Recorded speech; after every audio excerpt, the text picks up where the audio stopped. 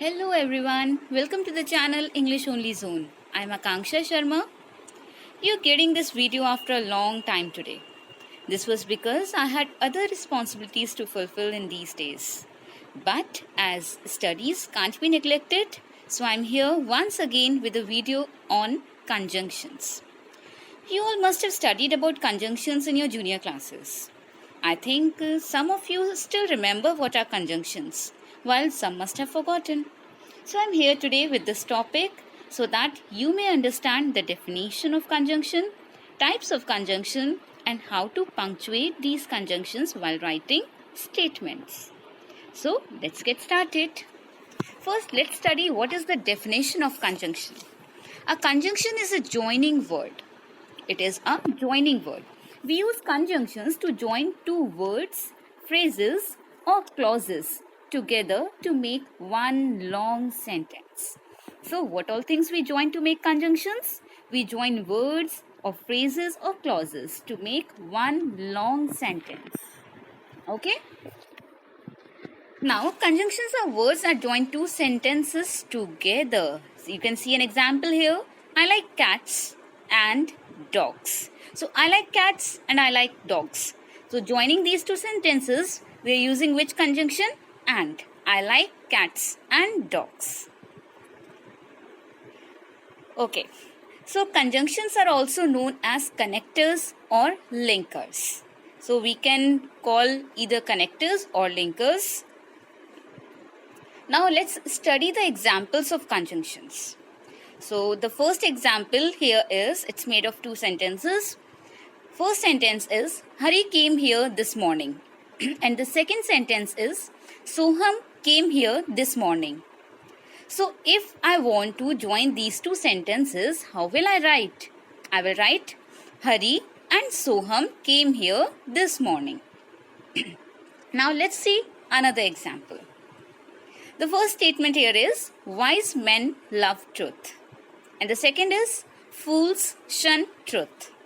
So, if I want to join these two sentences, you should first understand the meaning of these two sentences, and then only you have to place the correct conjunction. If you will not be able to understand the meaning the two sentences are providing, you will not be able to apply the correct conjunction. So, I have applied here while. Wise men love truth while fools shun it. Now, this usage of these different words we will be studying ahead. Let's come to different types of conjunction. So, basically there are three different types of conjunctions. First is coordinating conjunction, second subordinating conjunction, and the third is correlative conjunction. So, we will study all these three types one by one.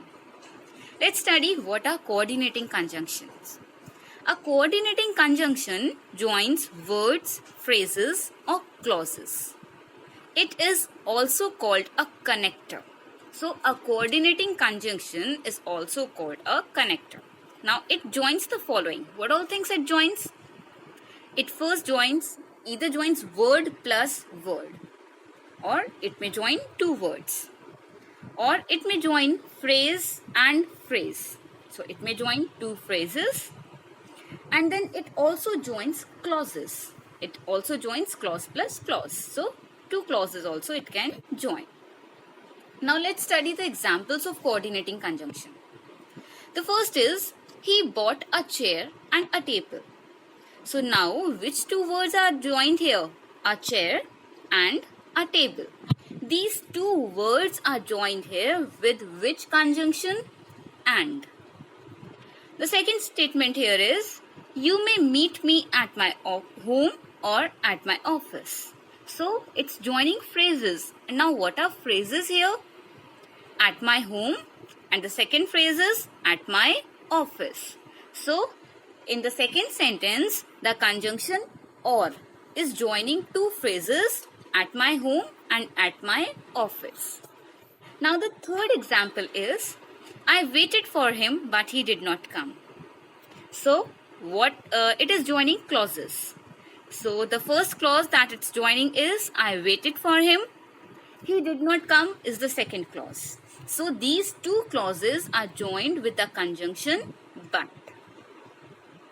So it's clear that a coordinating conjunction joins words, phrases or clauses. Now, to remember coordinating conjunction, you should remember fanboys, where F stands for, A stands for and stands for nor, B stands for but, O stands for or, Y stands for yet, and S for so. So with this word fanboys, you can remember the coordinating conjunctions. Now, how to punctuate coordinating conjunctions? See, when we use grammar, in English language, punctuation is really important. And you often lose marks because of wrong punctuation. So, you should focus on using the correct punctuation marks and also at the correct place. So, the first point here in punctuating coordinating conjunctions is in joining two words, phrases or dependent clauses together. Dependent clauses. A comma is not required before the coordinating conjunction. What this point is saying? In joining two words or two phrases or two dependent clauses together, a comma is not required. Very simple, and we do so. You can see the example. Hari and Soham came here this morning. So we are joining two words here, Hari and Soham. And with which conjunction we are joining? And is a coordinating conjunction, and we are not using a comma here. So this was what this point was saying, the first point. Now let's study the second point here. For joining more than two words, commas are used. Very simple. Example is Hari, Soham, Rahul and Manish came here this morning. So we are using more than two words here. Hari, Soham, Rahul and Manish. So to join these four words, we are using comma, and in the last two we use and. So for joining more than two words, commas are used. Simple. Now let's study about the subordinating conjunctions. Now what are subordinating conjunction? A subordinating conjunction joins a subordinate dependent clause to a main independent clause. So, a subordinating conjunction joins a subordinate clause to a main clause, that is independent clause. It is also called a subordinator. This conjunction is also known as a subordinator. Now, what is a subordinate clause or a main clause? Let's study. What is main clause? Group of words having a subject and a verb. That is a main clause. Group of words having a subject and a verb. It is a main clause. It gives complete meaning and can stand alone. So the main clause gives us the complete meaning, and as it gives complete meaning, it can stand alone. It doesn't need any other clause to support it. Now, what is a subordinate clause? It depends on the main clause for its meaning. So, the subordinate clause does not give complete meaning, and so it depends on the main clause for its complete meaning. Now, when we will do the examples, we will understand the difference between main clause and subordinate clause. The subordinate clause starts with a subordinating conjunction. Very important point to remember. The subordinate clause starts with the subordinating conjunction. Now let's see the example. The first example here is, we went to zoo where we saw an elephant. Now the first clause here is, see, in the main clause we have studied that it has a subject and a verb. So we went to zoo. In this we have a subject, we, and we also have a verb, went. So it is the main clause. And also these four words, they are giving a complete meaning. We went to zoo. It is a complete meaning. Now the subordinate clause, and this in the point given above, we have studied that the subordinate clause starts with the subordinating conjunction. So the subordinate clause here is where we saw an elephant, because in this we have a subordinating conjunction, that is where. So the statement we went to zoo is the main clause and where we saw an elephant is the subordinate clause. Now let's study the second sentence. I will not tell him the secret even if he insists. So I will not tell him the secret. It's giving a complete meaning. I don't want to tell him the secret. I will not tell him the secret. So a complete meaning is provided here. Even if he insists. Now if I say even if he insists, does this make any sense? No, it doesn't make any sense. So I will not tell him the secret is the main clause and even if he insists is the subordinating clause. So I will not tell him the secret, main clause, even if he insists is the subordinating clause having the subordinating conjunction even if. Now the third sentence here is, because it is too cold outside, I bought you a jacket. Now the sentence is starting with because. Because it is too cold outside. Does it convey a proper meaning? Because it is too cold outside? No, it doesn't convey a complete meaning. So it is a subordinating clause having the conjunction because. So because is the subordinating conjunction. I bought you a jacket. I bought you a jacket. It gives a complete meaning. So in subordinating conjunctions, a comma can be and cannot be placed between the two clauses. Now let's move on to the next sentence. Next slide, that is the subordinating conjunctions. Now I've given you the list of the subordinating conjunctions. You can see in comparison we have the conjunctions such as rather than, as much as, whereas, than, whether. For time we have before, after, as soon as long as, by the time, now that, since, till, until, when, whenever, while. In condition we have if, only if, unless, provided that, assuming that, even if, in case, lest. In reasons we have because, since, that, as. For purpose we have so that, in order that. In confession we have though, although, even though. For place we have where, wherever. And manner, how, as though, as if. Okay? Now let's move on to the third type of conjunction, that is correlative conjunction. The correlative conjunctions are simply pairs of conjunctions which are used to join words, phrases or clauses having reciprocal or complementary relationship. So for correlative conjunction, we join these conjunctions, they join two words, phrases or clauses which have reciprocal meaning or the complementary meaning. Okay? So example here is, either Ram or Shyam will play in today's match.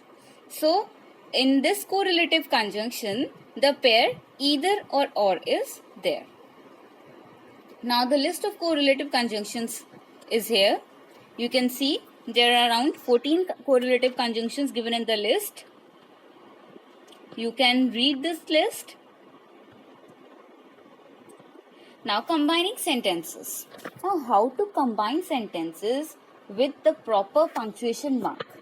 Now when we use when to combine sentences. We use when to combine two sentences to show that the events happen after or at the same time. See, when is used for two conditions here. The first, that the event happens after this or the event happens at the same time. You will better understand with the help of example. The first example is, when you reach home, open the windows for ventilation. So when you reach home, first you will reach home and then only you will open the window now. So it is after. The meaning which it's conveying here is for after. Now let's read another example. I eat ice cream when I am sad. Now I eat ice cream when I am sad. When I am sad, I eat ice cream. So it is showing that the event happens at the same time. Whenever I am sad, I eat ice cream. So it is for at the same time. Okay. Now, when you start the sentence with when, you have to put a comma after the first clause. So, if you start the sentence with when, you have to put a comma after the first clause. Do not put a comma when you write when in between the clauses. When you write when in between the sentence, do not put a comma there. You can see in the example. The first example is, when I went home, I saw a big snake in the room. So, when I went home, see, after the first clause, you have put a comma. When I went home, when is used in the starting, put a comma after the first clause, and then you have to write the second clause. I saw a big snake in the room. Okay, so it means in the subordinating clause, okay, in the dependent clause, you have to put comma, and in the main clause, you do not have to put comma. Now, let's see the second example. I saw a big snake in the room when I went home. So, here we have used when in the middle of the sentence. So, I saw a big snake in the room. It is the main clause. We do not have to put any comma here. When I went home can be simply attached to the main clause. Understood? When you have to put comma and when you do not have. So, first, in the first example, we have studied that when the sentence starts with when, in the subordinating clause, after the subordinating clause gets completed, we have to put a comma. And when we have when in the middle of the statement, we do not have to put the comma. Okay? Now, let's see using which. If we have to use which in the statement. So, the first statement here is, the meaning of which, where we have to use which. Which is used for things. Okay? When we have to join the things, we use which here. Now, the first statement or the first example you have here is, my father went to a villa. It was very beautiful. Now, if I want to join these two sentences, how will I join? My father went to a villa which was very beautiful. So, you can see here, the first sentence, my father went to a villa, is joined with the other statement, it was very beautiful, with the help of which. Because villa is a thing.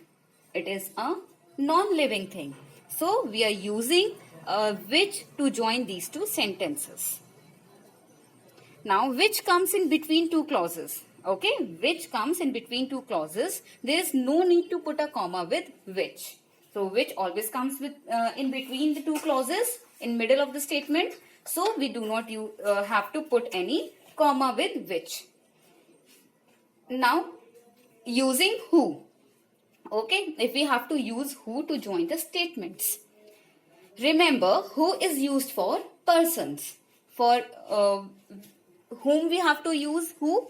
For persons. Okay. The first sentence here is, she is my mother, full stop. The second sentence is, she is a teacher. So, you have to join these two sentences. How will you join? She is my mother who is a teacher. Now, we have joined these two sentences with who because mother is a person. So, for joining, for writing about persons, we have to use the conjunction who, and who is the subordinating conjunction. So, she is my mother who is a teacher. Who comes in between the two clauses? There is no need to put comma in between. See, you can see in the example, I have not put any comma in between the two clauses with who. So, who can be used without putting any comma. Now, the next is using that. Using that to join the sentences. That can be used for persons and things both.